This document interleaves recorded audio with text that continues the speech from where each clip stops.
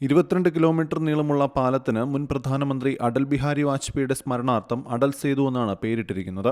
17,843 കോടി രൂപ ചെലവിൽ നിർമ്മിച്ചിരിക്കുന്ന ട്രാൻസ് ഹാർബർ ലിങ്കിന് ജപ്പാനിൽ നിന്നുള്ള കമ്പനിയാണ് വായ്പ അനുവദിച്ചത്.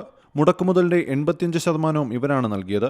ടോൾ പിരിവിലൂടെ തുക തിരിച്ചുപിടിക്കും. പ്രധാനമന്ത്രി നരേന്ദ്രമോദി കഴിഞ്ഞ 12-നാണ് പാലം തുറന്നുകൊടുത്തത്. ഉയർന്ന ടോൾ തുക മൂലം സാധാരണക്കാരായ ആളുകൾ പാലത്തിലൂടെ യാത്ര ചെയ്യുന്നത് കുറവാണ്. 250 രൂപ ടോൾ തുകയെ നിശ്ചയിച്ചതിൽ വലിയ വിമർശനമുയർന്നിരുന്നു. ദിവസേന 75,000 വാഹനങ്ങൾ കടന്നുപോകുമെന്നായിരുന്നു പ്രതീക്ഷയെങ്കിലും 30,000 വാഹനങ്ങൾ മാത്രമാണ് പോകുന്നത്. ഇരുചക്ര വാഹനങ്ങൾക്കും ഓട്ടോറിക്ഷകൾക്കും പാലത്തിൽ വിലക്കുണ്ട്. ശിവരി നാവസേവ കടൽപ്പാലത്തിന്റെ രണ്ടറ്റങ്ങളിൽ നിന്നും നഗരത്തിന്റെ മറ്റു മേഖലകളെ ബന്ധിപ്പിക്കുന്ന 3 ഉപപാതകൾ കൂടി വരുന്നുണ്ട്. ഇതോടെ പ്രതീക്ഷിച്ച രീതിയിലേക്ക് കാര്യങ്ങൾ മാറുമെന്നാണ് Mumbai metropolitan region development authority അധികൃതർ പറയുന്നത്.